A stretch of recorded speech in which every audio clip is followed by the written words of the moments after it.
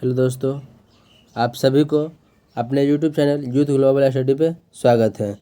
आज हम इस वीडियो में जो रेलवे का ब्रह्मास्त्र सीरीज जो चल रहा था वही आगे लेकर आए हैं। इससे पहले के 4 वीडियो अपलोड किए गए थे और ये 5वां वीडियो है।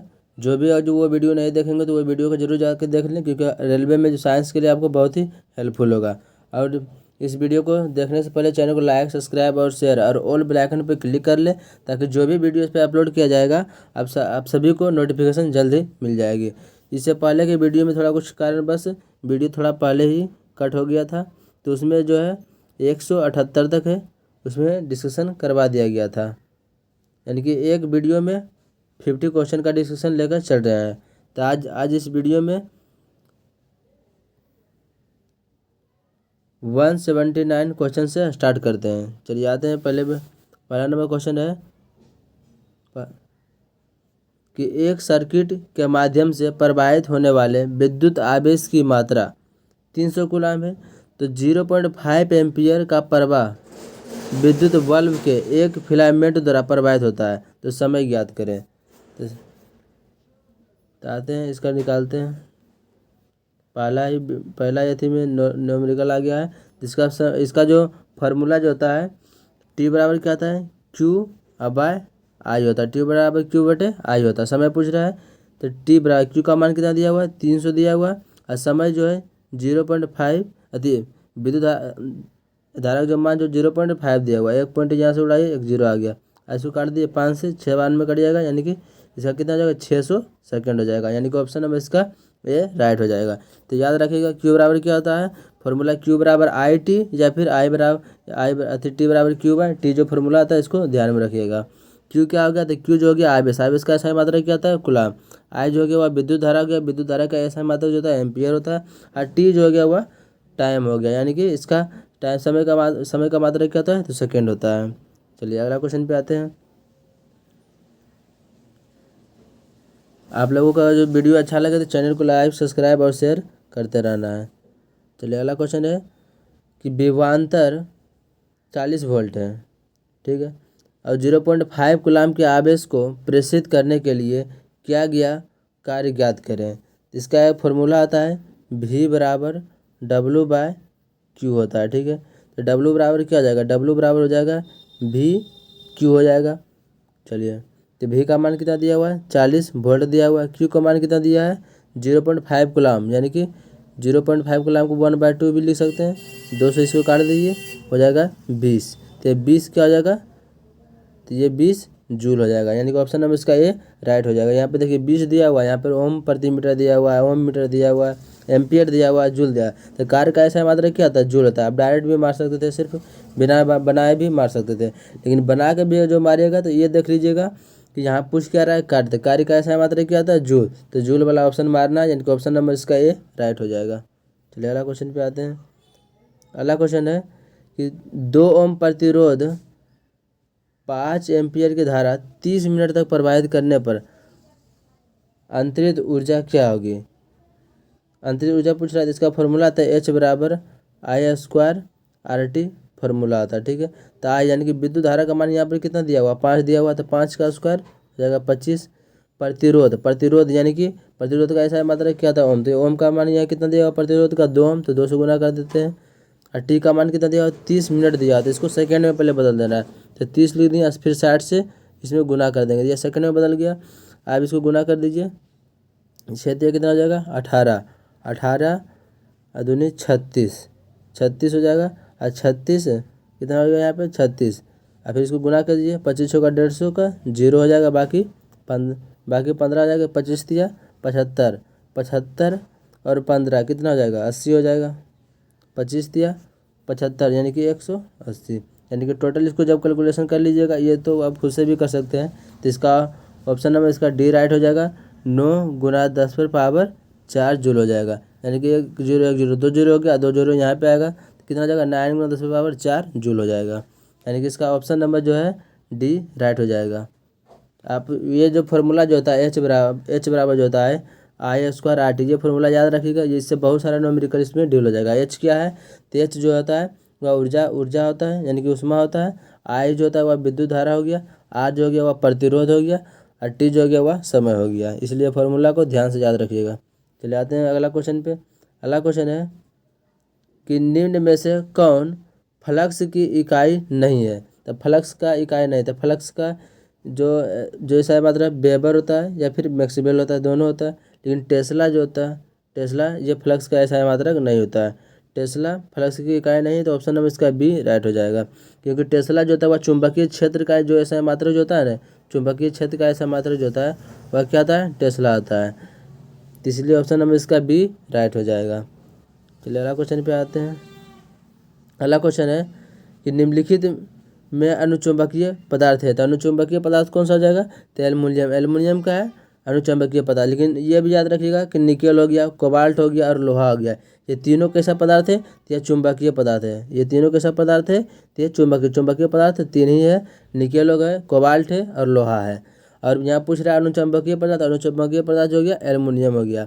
एल्युमिनियम हो जाएगा, सोडियम हो जाएगा, मैग्नीशियम हो जाएगा, जिसमें भी जो मो लास्ट में लगा रहेगा तो वो अनुचुंबकीय पदार्थ होता है। तो इसका ऑप्शन नंबर बी राइट हो जाएगा। दोनों बात याद रखिएगा। चलिए अगला क्वेश्चन पे आते हैं।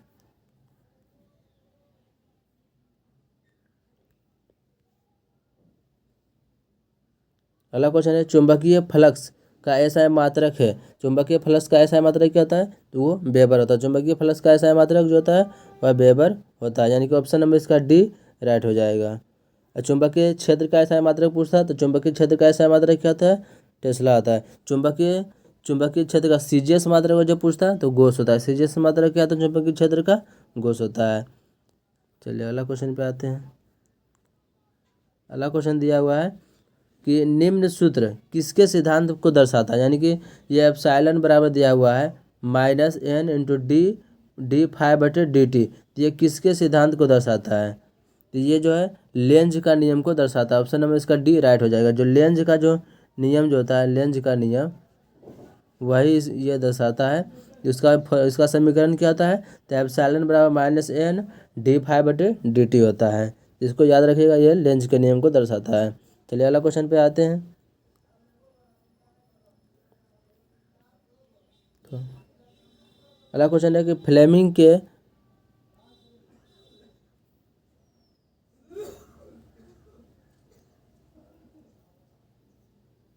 अगला क्वेश्चन है कि फ्लेमिंग के बाएं हाथ के नियम किसके अनुसार बल की जो दिशा को बताता है। तो बल की दिशा जो तो बताता है वह अंगूठा जो होता है किसकी दिशा बताता है, यह अंगूठा जो होता है यह बल की दिशा को बताता है। अंगूठा किसकी दिशा को इंगित करता है, तो यह बल की दिशा को इंगित करता है। ऑप्शन नंबर इसका सी राइट हो जाएगा। इससे कुछ फैक्ट है जो इम्पोर्टेंट है वो थोड़ा डिस्कशन कर लेते हैं। कि अंगूठा तो हो गया बल की दिशा को बताता है, ठीक है। फ्लेमिंग के बाएं हाथ के नियम के अनुसार मध्यमा जो होता है, मध्यमा यानी कि बीच का जो उंगली जो होता है वह विद्युत धारा की दिशा को दर्शाता है। और फ्लेमिंग के बाएं हाथ के नियम के अनुसार तर्जनी जो होता है, तर्जनी यह चुंबकीय क्षेत्र की दिशा को बतलाता है। कि और चुंबकीय क्षेत्र में चालक पर लगने वाले बल की दिशाएं बाएं हाथ के नियम पर आधारित है। चुंबकीय क्षेत्र में चालक की दिशा पर लगने वाले बल किसके नियम पर आधारित है, तो बाएं हाथ के नियम पर आधारित है। चलिए अगला क्वेश्चन पे आते हैं। अगला क्वेश्चन है कि वह ताप जिसके ऊपर अनुचुंबकीय या जिसके नीचे लो चुंबकीय होता है, तो ये क्या कहलाता है, वह उसे क्यूरी ताप कहा जाता है। यानी कि ऑप्शन नंबर इसका सी राइट हो जाएगा। क्यूरी ताप क्या होता है कि अगर जो कोई पदार्थ है, कोई लोहा है, क्यूरी ताप एक ऐसा ताप होता है, यानी कि इस पे क्या होता है कि कोई भी जो चुंबकीय पदार्थ है, ठीक है, यदि उसका टेम्परेचर उससे ऊपर करेंगे क्यूरी ताप से तो वह अनुचुंबकीय हो जाएगा। और वो जो क्यूरी ताप से उसका टेम्परेचर नीचे करेंगे तो वह चुंबकीय होता है, तो वही क्यूरी ताप कहलाता है। यानी कि ऑप्शन नंबर इसका सी राइट हो जाएगा। पूछेगा क्यूरी ताप किसका सबसे अधिक होता है, तो लोहा जो होता है इसका क्यूरी तापमान जो होता है वह सबसे अधिक होता है। लोहा का कितना होता है, तो 973 केल्विन होता है। चलिए अगला क्वेश्चन पे आते हैं। आज इस वीडियो में 50 से प्लस क्वेश्चन करेंगे लगभग, आज इसमें लास्ट भी हो सकता है फिजिक्स का। चलिए अगला क्वेश्चन है कि नीचे दर्शाया गया चित्र किसका प्रतिरूपण करता है। नीचे जो चित्र जो दिया गया है इस तरह, ये किसका प्रतिरूपण करता है, ये क्या है, ये हो गया इमीटर हो गया। फिर यहाँ पे जिस तरह इसको इसको कलेक्टर बोलते हैं। ये बीच में जो लगा हुआ है इसको बेस कहते हैं। तो इसको जो है PNP ट्रांजिस्टर कहा जाता है। इसका यह किस प्रकार का प्रकार है, तो PEP ट्रांजिस्टर का एक प्रकार है, यानी कि ऑप्शन नंबर इसका डी राइट हो जाएगा। PNP ट्रांजिस्टर है, ऑप्शन नंबर इसका डी राइट हो जाएगा। अगला क्वेश्चन है कि P प्रकार का अर्धचालक प्राप्त करने हेतु कौन सा ऑप्शन इसमें सही है। P प्रकार का जो अर्धचालक जो था उसमें तीन संयोजकता वाली अशुद्धता मिलाई जाती है, तो उसे P प्रकार का अर्धचालक प्राप्त होता है। अगर जो किसी पदार्थ में हम पाँच संयोजकता वाले औषधीय पदार्थ को मिलाएंगे तो उससे N टाइप का अर्धचालक प्राप्त होगा। लेकिन इसमें तीन वाला मिला रहे हैं औषधि, इसमें P टाइप का अर्धचालक प्राप्त होगा। तो दोनों बात ये याद रखिए, ये इसमें अर्धचालक जो होता है वो दो ही प्रकार का होता है, P टाइप होता है, एक N टाइप होता है। तो ऑप्शन नंबर इसका क्या हो जाएगा, बी राइट हो जाएगा।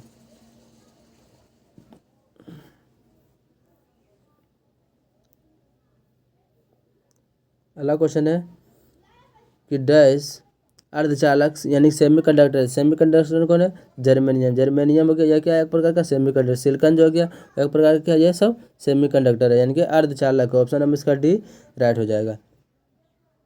चलिए अगला क्वेश्चन पे आते हैं। अगला है कि किसी गर्म भट्टी में उत्सर्जित विकिरण होता है, तो कोई गर्म भट्टी उसमें जो विकिरण का जो उत्सर्जन जो होता है वह किसके होता है, वो अवरक्त होने के कारण होता है। किसी गर्म भट्टी में उत्सर्जित विकिरण कैसा होता है, वह अवरक्त होता है, यानी कि ऑप्शन नंबर इसका सी राइट हो जाएगा। एक्स किरण को जो प्रयोग जो एक्स किरण का खोज किसने किया था, W.K. रोन्टगेन ने किया था। जो एक्सरे वगैरह जो होता है उसमें इसका प्रयोग किया जाता है। और अवरक्त किरण का खोज किसने किया था, तो अवरक्त किरण का खोज जो था इसका हर्शेल जो वैज्ञानिक है उसके द्वारा किया गया था। चलिए अगला क्वेश्चन पे आते हैं। अगला क्वेश्चन है कि प्रत्यावर्ती धारा का आविष्कार किसने किया था, तो प्रत्यावर्ती जो धारा जो था उसका आविष्कार निकोला टेस्ला के द्वारा किया गया था। यानी कि ऑप्शन नंबर इसका ए राइट हो जाएगा। अल्बर्ट आइंस्टीन जो था, यानी कि आइंस्टीन का समीकरण जो था E = mc², ये किसका समीकरण है, तो ये अल्बर्ट आइंस्टीन। थॉमस एडिसन जो था ये बल्ब का खोज किया था, बल्ब जो था उसका खोज किसने किया था, थॉमस अल्वा एडिसन ने किया था। न्यूटन जो था यह गति के 3 नियम दिए थे न्यूटन के द्वारा। गति के नियम किसने दिया था, ये न्यूटन के द्वारा। कितने नियम दिया गया था, 3 नियम दिया गया था। चलिए अगला क्वेश्चन पे आते हैं। अगला क्वेश्चन कि फाउंटेन पेन का आविष्कार किसने किया था, तो फाउंटेन पेन का जो आविष्कार जो था ये वाटरमैन के द्वारा किया गया था। किसके द्वारा किया गया था, वाटरमैन के द्वारा किया गया था। यानी कि ऑप्शन देख सकते हो इसका पूरा नाम जो है लेविस ई वाटरमैन है। अब तो आप इतना नाम रखिएगा ना, वाटरमैन, इसी से आपका काम हो जाएगा। तो ऑप्शन नंबर इसका बी राइट हो जाएगा। चलिए अगला क्वेश्चन पे आते हैं।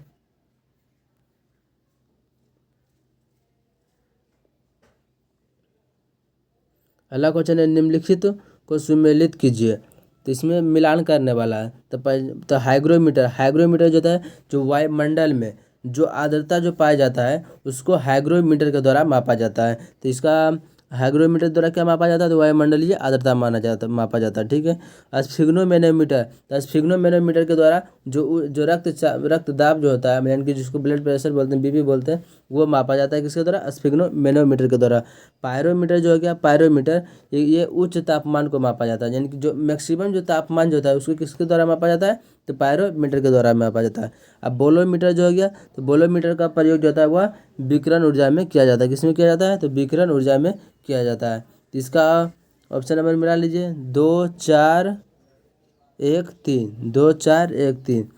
कहाँ पे दिया, 2 4 1 3, यानी कि ऑप्शन नंबर इसका सी राइट हो जाएगा। चलिए अगला क्वेश्चन पे आते हैं। अब तो इसमें क्वेश्चन ही समाप्त हो गया है। इसमें जो है टोटल 200 क्वेश्चन करवा दिया गया है। और 200 क्वेश्चन के पीछे कम से कम 4 गो इसमें 4 से 5 गो इसमें जो है लगभग डिस्कशन करवाए हैं। तो लगभग इसको जो गुना कीजिएगा तो अप्रोक्स कम से कम ये 800 प्लस इसका डिस्कशन दिए हैं। तो अगर ये वीडियो नहीं देखे हैं ज़रूर जाके देखें। 5 वीडियो में सारा फिजिक्स जो होता है वह प्रीवियस ईयर जो होता है LP टेक्नीशियन का समाप्त कर दिया गया है। और न्यूमेरिकल का भी इसमें डिस्कशन किए हैं। तो ये वीडियो आपके एग्ज़ाम के लिए बहुत हेल्पफुल होगा। इसके बाद हम अगला सीरीज जो है वह केमिस्ट्री का ला रहे हैं। किसका लाएंगे, तो CHEMIST केमिस्ट्री, यानी कि रसायन शास्त्र का सीरीज कल से लेकर आएंगे। तो ये वीडियो को जो लोग लाइक नहीं किए, सब्सक्राइब नहीं किए, तो उसको लाइक सब्सक्राइब और जो ऑल बेल आइकन जो होता है, ऑल बेल आइकन उस पर क्लिक कर लेंगे, ताकि जो भी वीडियो हम अपलोड करेंगे तो आपको नोटिफिकेशन जो है वह जल्द से जल्द मिल जाएगा। तो आपको एग्ज़ाम में बहुत ही हेल्पफुल होगा। और ये वीडियो आप लोगों से यही रिक्वेस्ट है, वीडियो कैसा लगा है कमेंट में रिव्यू करके ज़रूर बताइएगा, अपने दोस्तों को भी शेयर कीजिएगा। आज जो है फिजिक्स का सारा क्वेश्चन इसमें कंप्लीट करा दिया गया है। अगला जो सीरीज जो कल होगा, ब्रह्मास्त्र सीरीज जो चल रहा है, वो रसायन शास्त्र का चलेगा। तो आप लोग ज़रूर जुड़िएगा अधिक से अधिक संख्या में। जय हिंद। और एक बात और है कि जो भी ये वीडियो नहीं देखे हैं तो वो ज़रूर देख के जाइएगा, देख रहे हैं इसमें जो लगभग सारा जो था फिजिक्स का इम्पोर्टेंट क्वेश्चन सारा इसमें करवा दिया गया है। जब ब्रह्मास्त्र जो बुक जो है यही इसी का सीरीज अभी चला रहे हैं, तो कल केमिस्ट्री लेकर आएंगे, ज़रूर है कि आप लोग जुड़िएगा। जय हिंद।